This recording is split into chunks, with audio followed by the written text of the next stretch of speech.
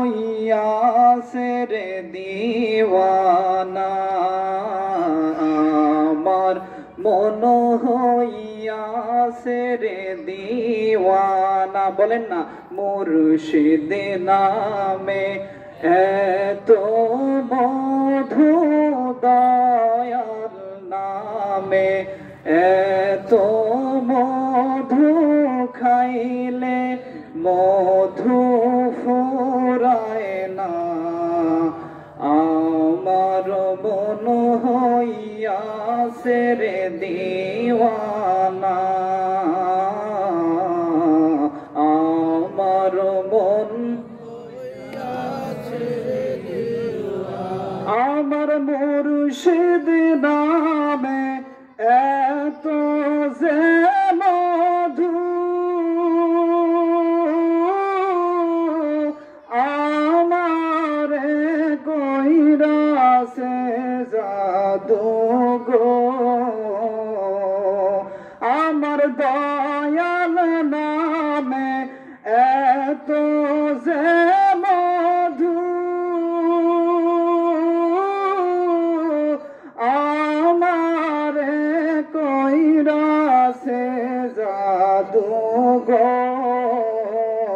দেখা দিয়া কোলে নিয়া দেখা দিয়া কোলে নিয়া জুড়াও মনের বাসনা আমার মন হইয়াছে রে দিওয়ানা আমার মন আমি তোমারে পাইবার আশে ঘুরতেছি কাঙ্গালের বেশে গো আমি তোমারে পাইবার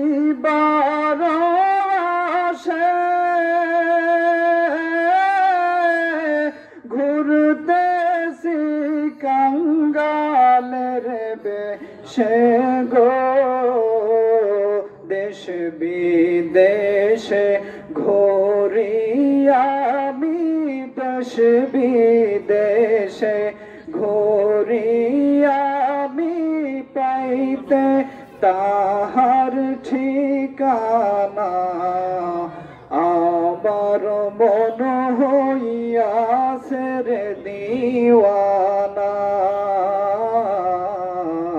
আমার মন হইয়াছে রে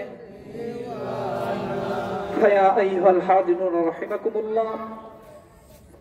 উপস্থিত আজকের মাহফিলের মধ্যমণি, আজকের মাহফিলের দুয়ার খনি, আজকের মাহফিলের রুহু আমার সেরতাজ দোয়ার খনি কেবলা ও কাবা শ্রদ্ধেয় আমার পীর মুর্শিদ কেবলার সুযোগ্য সাহেব জাদা, সুযোগ্য প্রতিনিধি হযরতুল আল্লাহ হযরত মাওলানা রফিকুল ইসলাম মুজাদ্দিদি পীর কেবলা সাহেব মাদ্দাজিল্লুল আলী দামাত বারাকাতুহুমুল আলিয়া। আরো উপস্থিত আছেন আমার সেরতাজ দোয়ার খনি কেবলা ও কাবা আমার পীর মুর্শিদ কেবলার সুযোগ্য নাতি ছেলে আবু বকর মোহাম্মদ শেখ শিবলি, সম্মানিত ওলামায়ে কেরাম, সন্মবিষ্ট চুল দাড়িপাকা আমার মুরব্বিয়ানে কেরাম, যুবক ভাই ও বাবাজিরা, পর্দার অন্তরালে অবলা সরলা আমার মা ও বোনেরা, সর্বপ্রথম সে মহান আল্লাহ রব্বুল আলামিনের আলিশান দরবারে শুকরিয়া আদায় করছি যে মহান আল্লাহ রব্বুল আলামিন আমাকে আপনাকে অত্যন্ত দয়া করে রহমত করে ভালোবেসে দুনিয়াবি সমস্ত কাজ থেকে ফারিক করে দীর্ঘ 1 বছর পর তরিকে খাস মুজাদ্দিদিয়ার উদ্যোগে আয়োজিত বাৎসরিক ইসারে সব মাহফিলে আল্লাহর ওলির সহবতে এসে কিছু কথা বলবার এবং শুনবার তৌফিক দান করে দিলেন। সে আল্লাহ পাকের দরবারে কালিমাতুশ শুকর আদায় করে বলি আলহামদুলিল্লাহ। সবস্বরে উচ্চ আওয়াজে পড়ি আলহামদুলিল্লাহ। শতকোটি দরুদার সালাম মানবতার মুক্তির দূত হাবিবে দু জাহান নূরে মুজাসসাম হায়াতুন নবী জিন্দা নবী যে নবীজিকে সৃষ্টি না করলে আমার আল্লাহ রব্বুল আলামিন হাদিসে কুদসির মধ্যে ইরশাদ করেন লাউলা কালামা খলাকতুল আফলাক, হাবিব আমি যদি আপনাকে সৃষ্টি না করতাম, আমি যদি আপনাকে পয়দা না করতাম, চন্দ্র, সূর্য, গ্রহ, নক্ষত্র, এক কথায় কোনো কিছুই সৃষ্টি করতাম না। জোরে বলি সুবহানাল্লাহ। শুধু তাই নয়, আমার আল্লাহ পাক রব্বুল আলামিন অন্যত্র হাদিসে কুদসির মধ্যে ইরশাদ করেন, লাউলা কালামা আজহারতু রুবুবিয়্যা, হাবিব, আমি যদি আপনাকে সৃষ্টি না করতাম, পয়দা না করতাম, আমি যে আল্লাহ আমার রবত্বই প্রকাশ করতাম না। জোরে বলি সুবহানাল্লাহ। শুধু তাই নয়, যে নবী পাক সাল্লাল্লাহু আলাইহি ওয়াসাল্লাম আমাদের মতো গুনাহগার উম্মতের জন্য পৃথিবীর জমিনে যখন তিনি তাশরিফ নিয়ে আসেন, আগমন করেন, আগমন করা মাত্রই তিনি বলেন, ইয়া রব্বি হাবলি উম্মতি। জোরে বলি সুবহানাল্লাহ। 63 বছর আপনার হায়াতের জিন্দেগি বেঁচে থাকা অবস্থায় তিনি আমাদের মতো গুনাহগার নাফরমান উম্মতের জন্য কান্না করেছেন। এখন ওই রওজা ধারে আমাদের মতো গুনাহগার উম্মতের জন্য ইয়া রব্বি হাবলি উম্মতি বলে বলে ওই মদিনাতুল মুনাওয়ারার মাটিকে কাদায় পরিণত করে দিয়েছেন। সে দয়াল দরদি নবীর প্রতি বর্ষিত হোক অগণিত দরুদ আর সালাম। সকলেই পড়ি সাল্লাল্লাহু আলাইহি ওয়াসাল্লাম। এতক্ষণ পর্যন্ত আলোচনা শুনলেন নবীজির সম্মান নিয়ে, নাকি বলে? আমি আপনি এমন একজন পয়গম্বর, এমন একজন নবীর উম্মত করে আমার আল্লাহ পাক আমাকে আপনাকে পৃথিবীর জমিনে পাঠিয়েছেন, যে নবীর উম্মত হতে পেরে আমি আপনি খুশনসিব। আমার আপনার ভালো ভাগ্য, নাকি বলে? ভালো ভাগ্য না? কেমন ভালো ভাগ্য, ভালো করে বোঝার জন্য চেষ্টা করুন। আদম আলাইহিস সালাতু ওয়াস সালাম থেকে শুরু করে নিয়ে ঈসা রুহুলুল্লাহ আলাইহিস সালাতু ওয়াস সালাম পর্যন্ত 1,24,000, মতান্তরে 2,24,000 নবী রাসূল এই পৃথিবীর জমিনে আগমন করেছিলেন। তেনাদের প্রত্যেকের দাবি চাওয়া ছিল একটা। কয়টা? আরে কথা বলেন। তিনি আল্লাহ পাকের কাছে তেনারা প্রত্যেকের চাওয়া ছিল যে এ ওগো রব্বুল আলামিন, তুমি যদি আমাকে নবীর কাতারে নবুয়াতির খাতায় নাম না দিয়ে নবী না বানিয়ে শেষ জামানা আখিরি জামানার পয়গম্বর বাদশা নবী রহমাতাল লিল আলামিন নবীর যদি উম্মত করে পৃথিবীর জমিনে আমাদেরকে পাঠাতে, আমরা নিজেকে ধন্য মনে করতাম। জোরে বলি সুবহানাল্লাহ। না চাওয়াতে, বিনা দরখাস্তে আমার আল্লাহ পাক এ নবীর উম্মত করে আমাকে আপনাকে পৃথিবীর জমিনে পাঠিয়েছে। এটা আমার আপনার জন্য বড় পাওয়া না? আরে কথা বলে, বড় পাওয়া। তো যাই হোক, এতক্ষণ পর্যন্ত আলোচনা শুনলেন নবীজির সম্মান, আমার আল্লাহ পাক তেনার মাকাম আমার আল্লাহ পাক কেমন দান করেছিলেন। এতক্ষণ যাবত আলোচনা শুনলেন, আমার আল্লাহ পাক তিনি বললেন কোরআনুল কারীমের মধ্যে স্পষ্ট তিনি সুন্দর করে করে বলেন, ওয়ারাফা'না লাকা যিকরাক। প্রত্যেকটা উলামায়ে কেরাম এই আয়াতে খানা আপনার আয়াতে কারিমা তিলাওয়াত করেছে। আমার আল্লাহ পাক তিনি বলেছেন ওয়ারাফা'না লাকা যিকরাক। সূরাতুল ইনশিরাহের মধ্যে আমার আল্লাহ পাক রব্বুল আলামিন বলেন ওয়ারাফা'না লাকা যিকরাক, হাবিব আমি আপনার সম্মান, আপনার জিকির, আপনার স্মরণকে আমি আল্লাহ পাক বুলন্দ করে দিলাম, বাড়িয়ে দিলাম। জোরে বলি সুবহানাল্লাহ। সুবহানাল্লাহ। আয়াতে কারিমা রহমাতাল লিল আলামিন নবী তিনি বসে আছেন। জিবরিল আলাইহিস সালাতু ওয়াস সালাম সুন্দর করে আয়াতে কারিমা খানা তিনি রহমাতাল লিল আলামিন নবীর দরবারে এসে পেশ করে দিলেন। আপনার আয়াতে কারিমা তেলাওয়াত করে রহমাতাল লিল আলামিন নবীকে শোনালেন।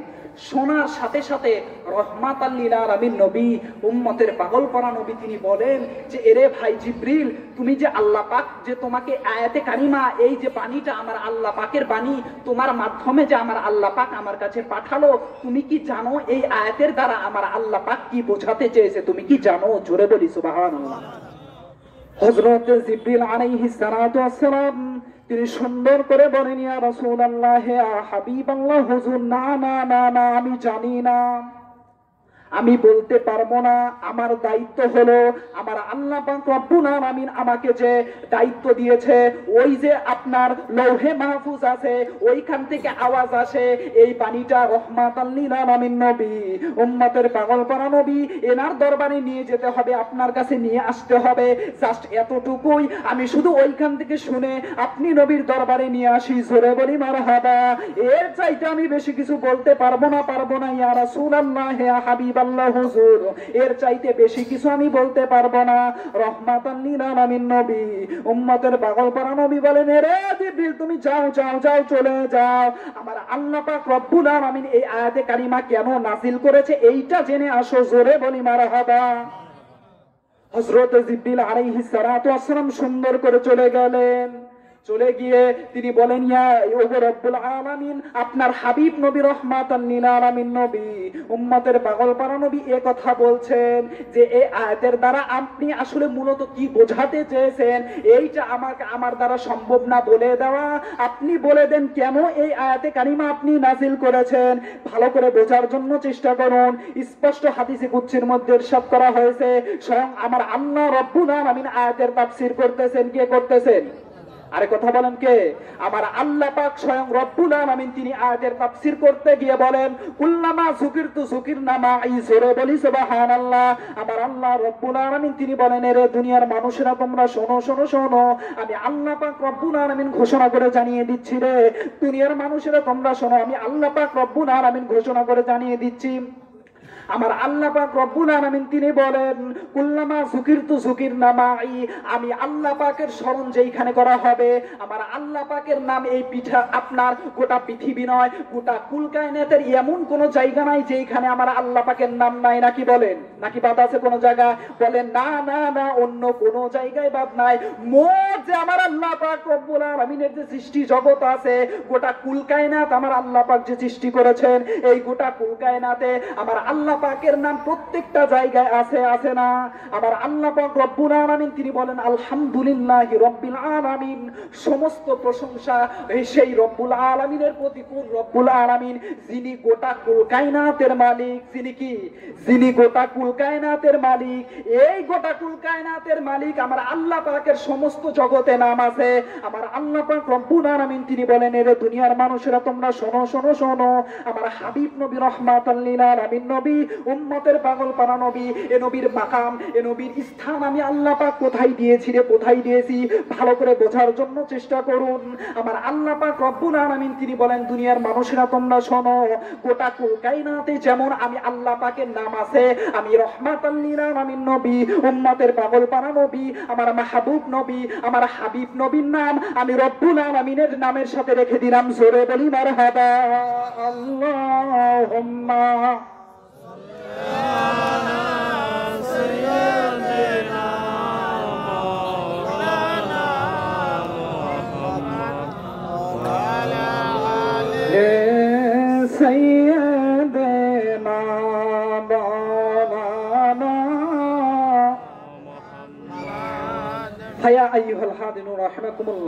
তো সেদিকে যাচ্ছি না। আমার আল্লাহ পাক তিনি বললেন যে গোটা কুল কায়নাতে আমি আল্লাহ পাকের নামের সাথে আমার হাবিব, আমার মাহবুব নবীর নাম আমি আল্লাহ পাক রেখে দিলাম। জোরে বলি সুবহানাল্লাহ। এই নবীর সম্মান বেশি না কম? আরে কথা বলে, নিঃসন্দেহে কত বেশি সেটা আমার আল্লাহ পাকই ভালো জানেন। নাকি বলেন? অন্য কেউ বলে দিতে পারবে? রহমাতাল লিল আলামিন নবীর শান, মাকাম, স্থান আমার আল্লাহ পাক মাকামটা কোথায় রেখেছেন এ সম্পর্কে সর্বশেষ ফতোয়া আমার আল্লাহ পাক দিয়েছেন কে? আরে কথা বলেন, আমার আল্লাহ পাক রব্বুল আলামিন তিনি ফতোয়া দিয়েছে, ওগো রব্বুল আলামিন, ওগো হাবিব নবী, মাহবুব নবী, আমি আল্লাহ পাক আপনার মাকাম, আপনার স্থান আমি আল্লাহ পাক এমন জায়গায় রেখেছি যা আপনি নবী নিজেও জানেন না। জোরে বলি সুবহানাল্লাহ।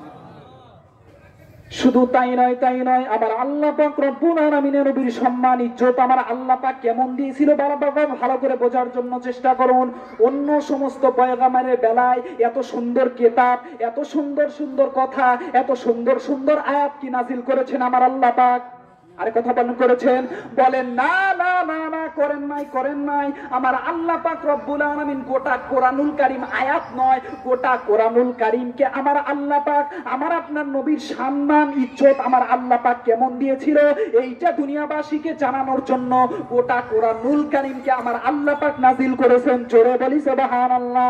বলবেন হুজুর এইটা আপনি কি বললেন? গোটা কোরআনুল কারীমকে আমার আল্লাহ পাক আমার আপনার নবীর সম্মান বর্ণনা করার জন্য পাঠিয়েছে। এটা কোনো বানানো কথা নয়, আমার মুখের কোনো কথা নয়, আপনার কোনো পীর সাহেবের কথা নয়, কোনো মোল্লার কথা নয়, কোনো আলেমের কথা নয়, স্বয়ং আমার আল্লাহ রব্বুল আলামিন তিনি বলেছেন। জোরে বলি সুবহানাল্লাহ।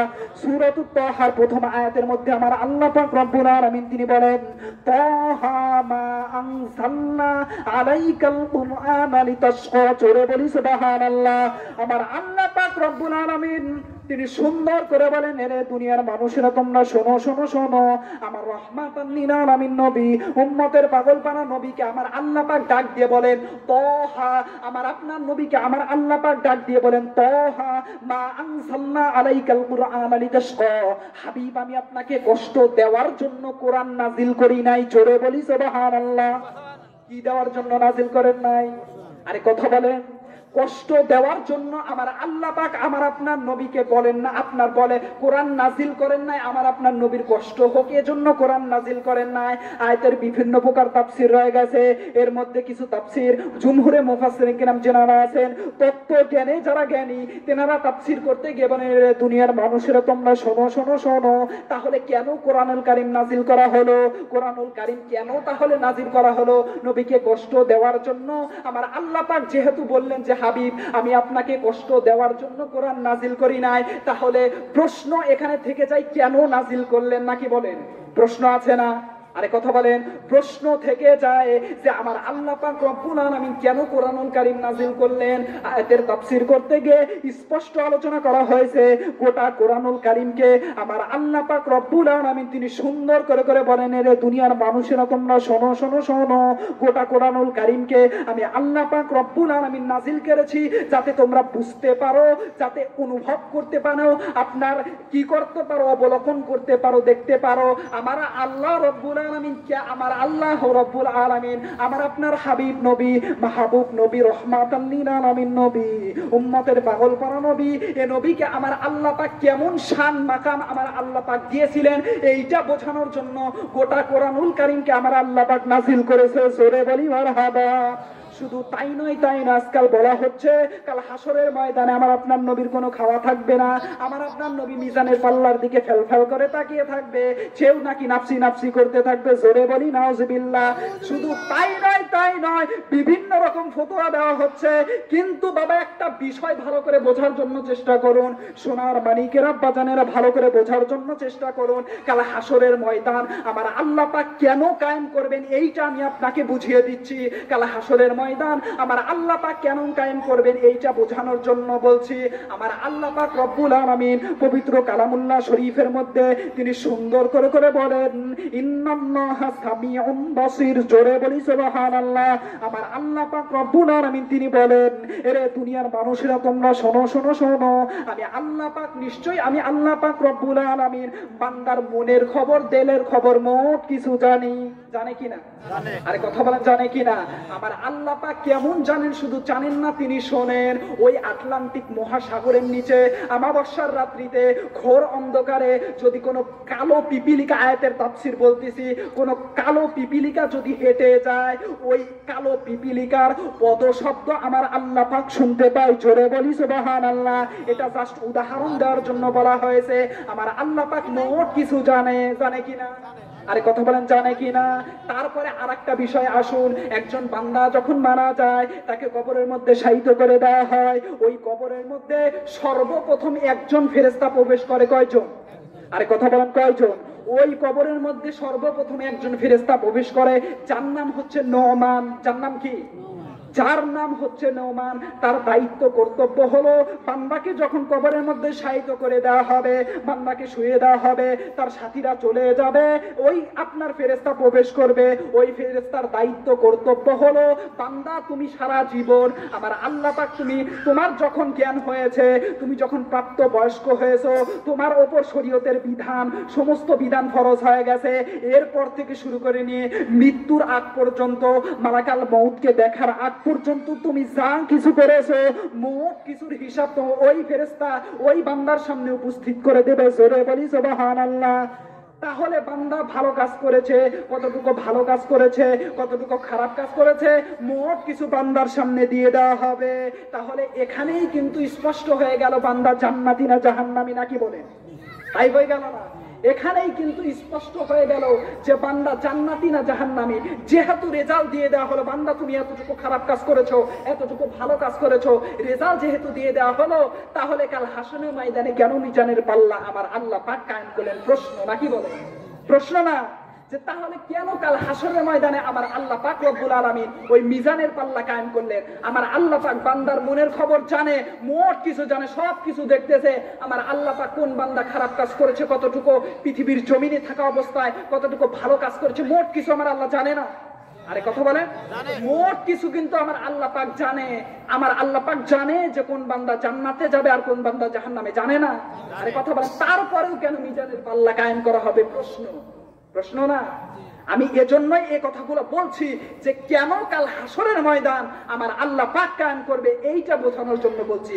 তাহলে এবার শুনুন, স্পষ্ট কিতাবের মধ্যে আলোচনা করা হয়েছে কাল হাসরের ময়দান শুরু হয়ে যাবে। আমার আল্লাহ পাক রব্বুল আলামিন ফেরেশতাদেরকে ডাক দেবে, আমার ফেরেশতারা তোমরা বলো বলো বলো আমার হাসরের ময়দানের অবস্থাটা কি আমার আল্লাহ জানে কিনা? আরে কথা বলেন, জানে কিনা? আমার আল্লাহ পাক রব্বুল আলামিন তিনি জানে যে হাসরের ময়দানের কি অবস্থা, কি চলতেছে। আমার আল্লাহ পাক মোট কিছু জানে, তারপরেও ফেরেশতাদেরকে কেন প্রশ্ন করতেছে? আমার আল্লাহ পাক রব্বুল আলামিন তিনি প্রশ্ন করেন, এরে আমার ফেরেশতারা তোমরা বলো বলো বলো আমার হাসরের ময়দানের অবস্থাটা কি, আমার হাসরের ময়দানে কি চলছে তোমরা বলো। এইবার ফেরেশতারা জবাব দিবে, ওগো রব্বুল আলামিন, ওগো আল্লাহ রব্বুল আলামিন, আপনার হাসরের ময়দানের অবস্থা ঠিক নাই, ঠিক নাই, ঠিক নাই। জোরে বলি মারহাবা। আপনার হাসরের ময়দানের অবস্থা ঠিক নাই, ঠিক নাই। আমার আল্লাহ পাক রব্বুল আলামিন তিনি বলবেন, ওগো ফেরেশতা কেন বলো বলো বলো, কারণটা কি, বিষয়টা কি, কেন ঠিক নাই হাসরের ময়দানের অবস্থা? তখন ফেরেশতারা বলবে, ওগো রব্বুল আলামিন, আপনার এক বান্দাকে আমরা কি করি, মিজানের পাল্লায় উঠিয়ে দেই। ওই বান্দার মিজানের পাল্লায় উঠিয়ে দেওয়া মাত্র ওই বান্দার নেকির পাল্লাটা হালকা হয়ে যায়, আপনার বধির পাল্লা, গুনাহের যে পাল্লা আছে এই পাল্লাটা ভারী হয়ে যায়। জোরে বলি মারহাবা। এই পাল্লা ভারী হয়ে যাওয়ার সাথে সাথে বান্দাটা জাহান্নামী হয়ে যায়। আমরা তাকে জাহান্নামের দিকে নিয়ে যাই, টানতে টানতে জাহান্নামের দিকে নিয়ে যায়। আপনার পেয়ারা হাবিব নবী, রহমাতুল লিল আলামিন নবী, উম্মতের পাগল পারা নবী এসে ওই বান্দাকে থামিয়ে দেয়, থামিয়ে দেয়। জোরে বলি মারহাবা। ফেরেশতাদেরকে ডাক দেবে, এ ফেরেশতারা তোমরা আমার উম্মতকে কোথায় নিয়ে যাও, কোথায় নিয়ে যাও? ফেরেশতারা বলবে, ও ইয়া আপনার ফেরেশতারা বলবে, ইয়া রাসূলুল্লাহ, হে হাবিব আল্লাহ হুজুর, আমি আল্লাহ আপনার এই বান্দাকে মিজানের পাল্লায় উঠিয়ে দেওয়া হয়েছিল। এই বান্দার গুনাহের পাল্লাটা ভারী হয়ে গেছে এবং নেকির পাল্লাটা হালকা হয়ে গেছে, অতএব বান্দাটা জাহান্নামী, আমরা তাকে জাহান্নামের দিকে নিয়ে যাচ্ছি। রহমাতুল লিল আলামিন নবী, উম্মতের পাগল পারা নবী বলেন, এরে ফেরেশতারা আমি মানি না, মানি না, মানি না। আমার সামনে ওজন করে দেখাও, আমার সামনে ওজন করে দেখাও, আমি নিজের চোখে দেখতে চাই যে এই বান্দার কি অবস্থা হয়। সঙ্গে সঙ্গে আমার আল্লাহ পাক রব্বুল আলামিন তিনি ফেরেশতাদেরকে অর্ডার করবে যে ফেরেশতারা আমার হাবিব যা বলেছে তোমরা তাই করবে, তাই করবে। কি করবে? আমার হাবিব যা বলেছে তোমরা ঠিক তাই করবে। ওই বান্দাকে পুনরায় আবার আপনার মিজানের পাল্লায় উঠিয়ে দেওয়া হবে। মিজানের পাল্লায় উঠিয়ে দেওয়া মাত্র দেখা যাবে ওই বান্দার আসলেই নেকির পাল্লাটা হালকা হয়ে গেছে এবং আপনার নেকির পাল্লাটা হালকা হয়ে গেছে, গুনাহের পাল্লাটা ভারী হয়ে গেছে, স্পষ্ট দেখা যাবে। এইবার রহমাতুল লিল আলামিন নবী, উম্মতের পাগল পারা নবী, তেনার শাহাদত আঙ্গুল দ্বারা ওই যে আপনার নেকির পাল্লাটা আছে এই নেকির পাল্লাটাকে ভর করে দেবেন, সঙ্গে সঙ্গে নেকির পাল্লাটা ভারী হয়ে যাবে। জোরে বলি মারহাবা। সঙ্গে সঙ্গে ভারী হয়ে যাবে, বান্দা জান্নাতি হয়ে যাবে। তখন ফেরেশতারা বলে, ওগো রব্বুল আলামিন, আপনার হাসরের ময়দানের অবস্থা এরকম, আপনার এক বান্দা হয়ে যায় জাহান্নামী, আপনার হাবিব নবী, আপনার মাহবুব নবী, আপনার আশেক নবী এসে ওই বান্দাটাকে করে দেয় জান্নাতি। জোরে বলি সুবহানাল্লাহ। তখন আমার আল্লাহ পাক রব্বুল আলামিন ডাক দিয়ে বলবে, এ ফেরেশতারা, ফেরেশতারা তোমরা শোনো শোনো শোনো। হাদিসে কুদসির মধ্যে স্পষ্ট আমার আল্লাহ পাক রব্বুল আলামিন তিনি বলেন, এরে ফেরেশতারা তোমরা শোনো শোনো শোনো। আদম আলাইহিস সালাতু ওয়াস সালাম থেকে শুরু করে নিয়ে গোটা আপনার যে পয়গম্বরকে আমি আল্লাহ পাক রব্বুল আলামিন পাঠিয়েছিলাম, এই সমস্ত পয়গম্বর নয়, গোটা কুল কায়নাতকে সৃষ্টি করেছি এ নবীর জন্য। জোরে বলি সুবহানাল্লাহ। এরে ফেরেশতারা, এ নবীকে যদি আমি সৃষ্টি না করতাম রে, এ নবীকে যদি আমি পয়দা না করতাম, আমি আল্লাহ পাক রব্বুল আলামিন কি করতাম? এই গোটা হাসরের ময়দানে কায়েম করতাম না। জোরে বলি মারহাবা। মারহাবা। তাহলে কেন কায়েম করলেন আমার আল্লাহ পাক রব্বুল আলামিন? স্পষ্ট মুহাদ্দিসিন কিরামরা আলোচনা করেছেন। আপনার কাল হাসরের ময়দান আমার আল্লাহ পাক রব্বুল আলামিন কেন কায়েম করবেন? অন্য কোনো কারণ নয়, অন্য কোনো কারণ নয়। আমার আল্লাহ পাক রব্বুল আলামিন গোটা হাসরের ময়দান, কাল হাসরের ময়দান কায়েম করবেন। আমার আপনার নবীর সম্মান, আমার আপনার নবীর ইজ্জত, আমার আল্লাহ পাক কেমন পাওয়ার ক্ষমতা এ নবীকে দিয়েছিল, এইটা উম্মতবাসীকে, দুনিয়াবাসীকে জানিয়ে দেওয়ার জন্য কাল হাসরের ময়দান কায়েম করবেন। জোরে বলি মারহাবা। আল্লাহুম্মা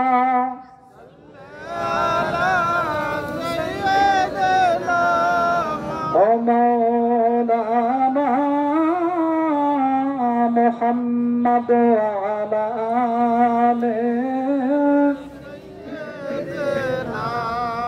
মাওলানা ফায়া আইয়ুহাল হাদিনুন রাহিমাকুমুল্লাহ। তাহলে কাল হাসরের ময়দান আমার আল্লাহ পাক কেন কায়েম করবেন? আমার আপনার নবীর মাকাম, সম্মান আমার আল্লাহ পাক কেমন দিয়েছিল এইটা দুনিয়াবাসীকে জানানোর জন্য কাল হাসরের ময়দান কায়েম করবেন। জোরে বলি সুবহানাল্লাহ। আর তারা বলে যে কি কাল হাসরের ময়দানে আমার আপনার নবীর খাওয়া থাকবে না? জোরে বলি নাউজুবিল্লাহ। আমার আপনার নবীর এমন পাওয়ার ক্ষমতা আমার আল্লাহ পাক কাল হাসরের ময়দানে দান করবেন। আমার আল্লাহ পাক বলেন ওয়ালাল আখিরাতু খায়রুল লাকা মিনাল উলা। হাবিব, আপনার দুনিয়ার জমিনে আমি আল্লাহ পাক যেমন পাওয়ার ক্ষমতা দিয়েছিলাম, কেমন পাওয়ার ক্ষমতা, যিনি স্বয়ং আমার আল্লাহ পাক রব্বুল আলামিনের হাবিব, যিনি নিজে ওই চন্দ্রকে দ্বিখণ্ডিত করেছেন। জোরে বলি সুবহানাল্লাহ। এটা সিম্পল পাওয়ার ক্ষমতা আমার আল্লাহ পাক তিনি দিয়েছিলেন। আমার আল্লাহ পাক রব্বুল আলামিন তিনি বলেন হাবিব, কাল হাসরের ময়দানে আমি আল্লাহ পাক পৃথিবীর জমিনে যে আপনার পাওয়ার, আপনার মাকামটা আমি আল্লাহ যেখানে রেখেছিলাম তার চাইতে কোটি কোটি গুণ বেশি পাওয়ার ক্ষমতা কাল হাসরের ময়দানে আমি আপনাকে দান করব। জোরে বলি সুবহানাল্লাহ। আপনার গুনাহগার উম্মত যেইখান থেকে যেই অবস্থায় আপনাকে স্মরণ করবে, ওই অবস্থায় আমার আপনার নবী তিনি বলেন কাল হাসরের ময়দানে আমার কোন উম্মত, গুনাহগার উম্মত, যে কোনো উম্মত যে অবস্থায় যেইখান থেকে আমার নবীকে স্মরণ করবে, আমি নবী ওইখানে উপস্থিত হয়ে যাব। জোরে বলি সুবহানাল্লাহ। এমন পাওয়ার ক্ষমতা আমার আল্লাহ পাক রব্বুল আলামিন আমার আপনার নবীকে দান করবেন। জোরে বলি সুবহানাল্লাহ। এই নবীকে আমার আপনার ভালোবাসতে হবে কিনা? আরে কথা বলেন। নিঃসন্দেহে ভালোবাসতে হবে। কেন ভালোবাসতে হবে? যে নবীর ভালোবাসার নাম হলো ঈমান। নাকি বলেন? নবীর ভালোবাসার নাম ঈমান না? যে নবীর মহব্বতের নাম ভালোবাসার নাম। এ নবীর ভালোবাসা, এ নবীর মহব্বতের দাম বাবা কত! জাস্ট একটা উদাহরণ দিলে আমি আপনি বুঝতে পারবো। এ নবীর ভালোবাসা হতে পারি আমি আপনি গুনাহগার, নাকি বলেন? আমি আপনি গুনাহের কাজ করি না, আমি আপনি হতে পারি গুনাহগার, নফসের উপর জুলুমকারী, আমরা নিজেদের নফসের উপর জুলুম করেছি, গুনাহের কাজ করেছি। কিন্তু কাল হাসরের ময়দানে আমার আল্লাহ পাক রব্বুল আলামিন কাল কিয়ামতের ময়দানে যদি আমাকে আপনাকে ঠেকিয়ে দেয়, আপনার মাদারেজুন নবুওয়াত কিতাবের মধ্যে আব্দুল হক মুহাদ্দিস দেহলভী রাহমাতুল্লাহি আলাইহি তিনি স্পষ্ট আলোচনা করেন, এক ব্যক্তিকে জাহান্নামের আগুনের মধ্যে দিয়ে দেওয়া হবে, জাহান্নামের মধ্যে দিয়ে দেওয়া হবে, সঙ্গে সঙ্গে জাহান্নামের আগুন নিভে যাবে। জোরে বলি সুবহানাল্লাহ। সঙ্গে সঙ্গে আমার আল্লাহ পাক রব্বুল আলামিন অর্ডার করবে, ফেরেশতা মালিক কি অবস্থা, কেন এরকম হলো? এই ব্যক্তিকে জাহান্নামের মধ্যে দিয়ে দেওয়ার সাথে সাথে কেন আগুন নিভে গেল? ও আপনার ফেরেশতা মালিক ডাক দিয়ে বলবে ওগো রব্বুল আলামিন, আমি আল্লাহ রব্বুল আলামিনকে ডাক দিয়ে বলেন ওগো রব্বুল আলামিন, আমি জাহান্নামের আগুনকে বারবার করে অর্ডার করছি জ্বলবার জন্য, বারবার করে অর্ডার করছি জ্বলবার জন্য, কিন্তু সে একটা কথাই বলছে, তিনি বলছে ওই জাহান্নামের আগুন বলতেছে এ ফেরেশতা মালিক, তুমি আমার মধ্যে এমন একজন ব্যক্তিকে, এমন একজন বান্দাকে দিয়ে দিয়েছে রে, ওই ব্যক্তির কলবের মধ্যে, ওই ব্যক্তির অন্তরের মধ্যে বুদবুদ করে নিভু নিভু অবস্থায় যাররা পরিমাণ আমার আপনার নবী রহমাতাল লিল আলামিন নবী, উম্মতের পাগল পারা নবী, এ নবীর মহব্বত প্রেম ভালোবাসা একটু যাররা পরিমাণ রয়ে গেছে। জোরে বলি মারহাবা। এই রোজার কারণে আমি জাহান্নামের ক্ষমতা নাই, আমি জাহান্নামের আগুনের ক্ষমতা নাই, এই ব্যক্তির এক চুল পরিমাণ পশম পরিয়ে দেওয়া, জোরে বলি মারহাবা। তাহলে এ ব্যক্তির কলবের মধ্যে নিবু নিবু অবস্থায় সাররা পরিমাণ নিবু নিবু অবস্থায় রহমাতাল লিল আলামিন নবী, উম্মতের পাগলপারা নবীর প্রেম ভালোবাসাটা তার কলবের মধ্যে অল্প অবস্থায় আছে। এইটা থাকা অবস্থায় যদি জাহান্নামের আগুন বলে যে আমি তার এক জাররা পরিমাণ পশম পুড়িয়ে দেওয়ার ক্ষমতা নাই, তাহলে আমি আপনি নবী যতই গুনাহ করে থাকি আমার আপনার নবীকে আমি আপনি ভালোবাসি কিনা? আরে কথা বলেন, নিঃসন্দেহে ভালোবাসি। কেননা এ নবীর ভালোবাসার বড় দাম, ভালোবাসার বড় মর্যাদা। কাল হাসরের ময়দানে যাওয়ার দরকার নাই, বেশি দূর যাওয়ার দরকার নাই। ওই কবর জগতের মধ্যেই, অন্য কোনো তরি নাই। কোন ব্যক্তি যদি কোন সমুদ্রের মধ্যে যদি কোন জাহাজ ডুবে যায়, এই ডুবে যাওয়ার পরে কোন ব্যক্তি যদি ডুবে যেতে না আপনার ডুবে যাচ্ছে এরকম পরিস্থিতি হয়ে যায়, এর মধ্যে একটা কাঠ কিংবা কোনো বাহন হয়তোবা পেয়ে যেতে পারে তার বাঁচার জন্য, হয়তোবা হতে পারে, নাকি বলেন? হয়তোবা আমার আল্লাহ পাক করে দিতে পারে। কিন্তু বাবা ওই কবরের জগৎ এমন এক ভয়াবহ জগৎ, এমন এক ভয়াবহ নদী, এমন এক ভয়াবহ সমুদ্র বাবা। ওই কবরের মধ্যে যে ডুবে গেছে, ওই আপনার সাগরের মধ্যে যে ডুবে যাবে, তার বাঁচার কোনো পথ নাই। আছে কি? আরে কথা বলেন, আছে কি? আলোচনা শুনলেন নবী সম্পর্কে প্রশ্ন করা হবে, নবীকে দেখিয়ে প্রশ্ন করা হবে, ইয়া রাসূলুল্লাহ, ইয়া হাবিবাল্লাহ, হুজুর মা কুনতা তাকুলু ফি হাদার রাজুলিল মুহাম্মাদিন সাল্লাল্লাহু আলাইহি ওয়াসাল্লাম। আমার আল্লাহ পাক রব্বুল আলামিনের ফেরেশতারা প্রশ্ন করবে বান্দাকে, এ বান্দা, এই যে তোমরা ব্যক্তিকে মুহাম্মদ সাল্লাল্লাহু আলাইহি ওয়াসাল্লামকে দেখতে পাচ্ছ, এর সম্পর্কে আমার আল্লাহ পাক রব্বুল আলামিন কত হিকমতের সাথে এই প্রশ্নটা করবেন। বাবা ভালো করে বোঝার জন্য চেষ্টা করুন, আমার আল্লাহ পাক কত হিকমতের সাথে প্রশ্নটা করবেন। কারণ বান্দা ওইখানে মিথ্যাও বলতে পারে কিনা? আরে কথা বলেন, পারে কিনা?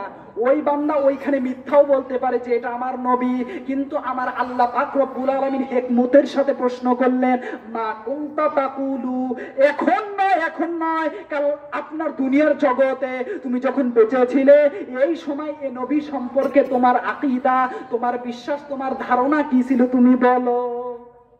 এখানে নয়, কবরের জগতে বলা হবে না যে এখন তুমি এ নবী সম্পর্কে চিনতে পারছো কিনা, এ নবী সম্পর্কে বলো, এইটা বলা হবে না।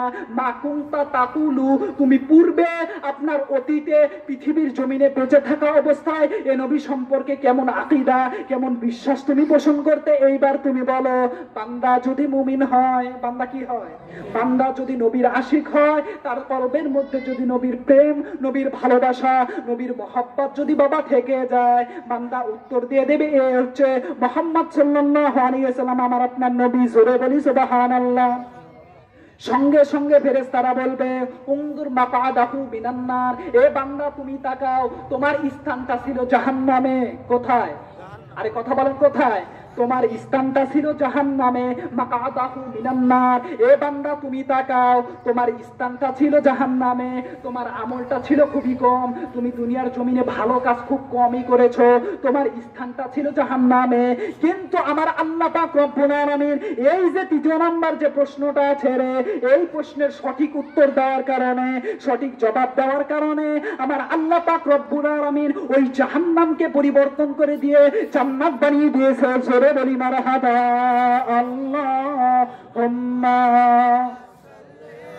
আলা সাইয়্যিদিনা ওয়া মাওলানা মুহাম্মদ ওয়া আলা সাইয়্যিদিনা।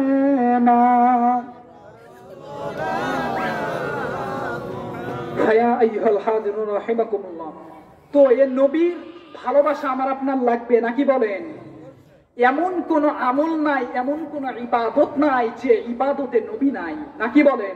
যে ইবাদতে নবী নাই সে ইবাদতই না, নাকি বলেন? যে ইবাদতে নবী নাই সে ইবাদত না, নাকি না? আমার আপনার, আমি আপনি যদি কোরআন দ্বারা নবীকে চিনতে চাই, ভুল হয়ে যাবে, নাকি বলেন? কোরআন দ্বারা যদি আমি আপনি চিনতে চাই, আমার আপনার নবী চিনতে ভুল হয়ে যাবে। তাহলে কি করা লাগবে? আমার আপনার দায়িত্ব, কর্তব্য হলো নবীকে চিনে তারপরে কোরআন চিনতে হবে, নবীর দ্বারা কোরআন চিনতে হবে, তবে আমি আপনি সঠিকভাবে নবী সম্পর্কে বুঝতে পারবো। জোরে বলি সুবহানাল্লাহ, নাকি বলেন? তাই হবে কিনা? তো যাই হোক, আমার আল্লাহ পাক রব্বুল